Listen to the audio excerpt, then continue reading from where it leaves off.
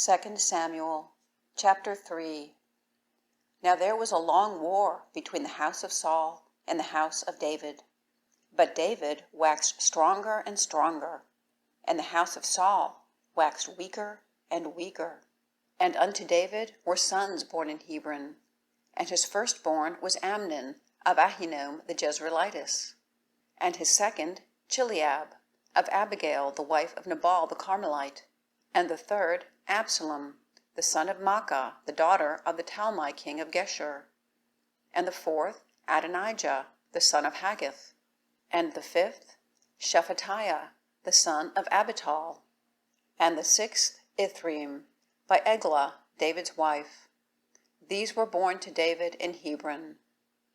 And it came to pass, while there was war between the house of Saul and the house of David, that Abner made himself strong for the house of Saul. And Saul had a concubine whose name was Rizpah, the daughter of Aiah. And Ishbosheth said to Abner, Wherefore hast thou gone in unto my father's concubine?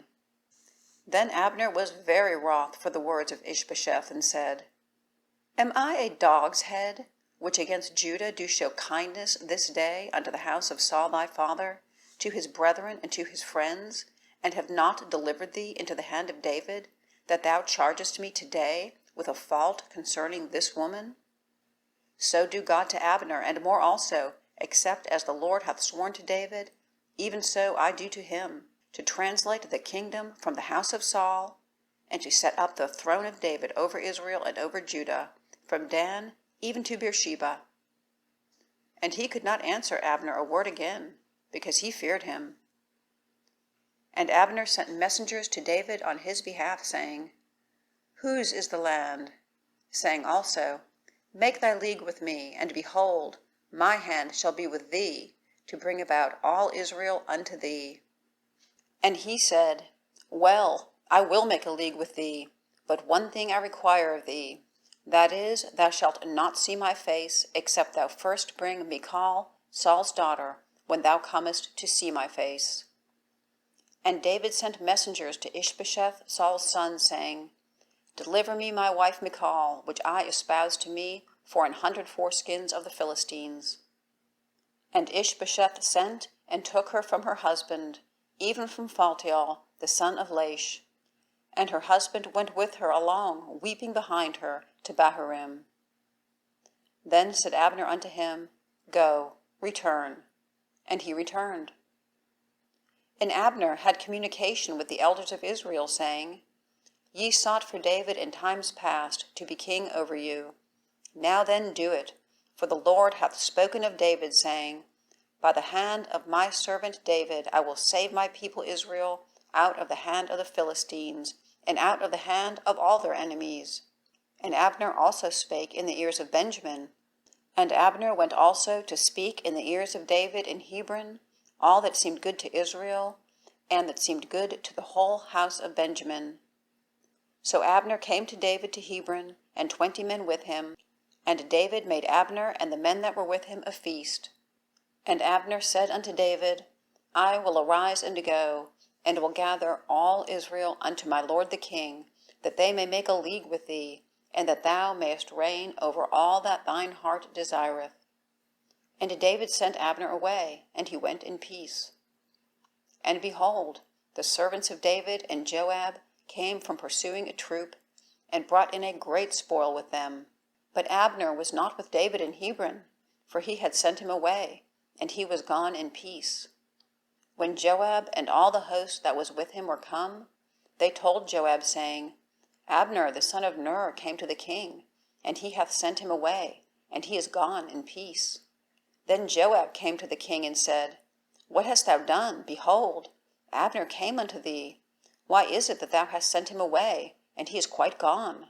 Thou knowest Abner the son of Ner, that he came to deceive thee, and to know thy going out, and thy coming in, and to know all that thou doest. And when Joab was come out from David, he sent messengers after Abner, which brought him again from the well of Sirah. But David knew it not. And when Abner was returned to Hebron, Joab took him aside in the gate to speak with him quietly, and smote him there under the 5th rib that he died, for the blood of Asahel his brother. And afterward, when David heard it, he said, I and my kingdom are guiltless before the Lord forever from the blood of Abner the son of Ner. Let it rest on the head of Joab and on all his father's house. And let there not fail from the house of Joab one that hath an issue, or that is a leper, or that leaneth on a staff, or that falleth on the sword, or that lacketh bread. So Joab and Abishai his brothers slew Abner, because he had slain their brother Asahel at Gibeon in the battle. And David said to Joab and to all the people that were with him, Rend your clothes, and gird you with sackcloth, and mourn before Abner. And King David himself followed the bier. And they buried Abner in Hebron, and the king lifted up his voice and wept at the grave of Abner, and all the people wept. And the king lamented over Abner and said, Died Abner as a fool dieth? Thy hands were not bound, nor thy feet put into fetters. As a man falleth before wicked men, so fellest thou. And all the people wept again over him. And when all the people came to cause David to eat meat while it was yet day, David sware, saying, So do God to me, and more also, if I taste bread or aught else, till the sun be down. And all the people took notice of it, and it pleased them, as whatsoever the king did pleased all the people. For all the people and all Israel understood that day that it was not of the king to slay Abner the son of Ner. And the king said unto his servants, Know ye not that there is a prince and a great man fallen this day in Israel? And I am this day weak, though anointed king. And these men, the sons of Zeruiah, be too hard for me. The Lord shall reward the doer of evil according to his wickedness.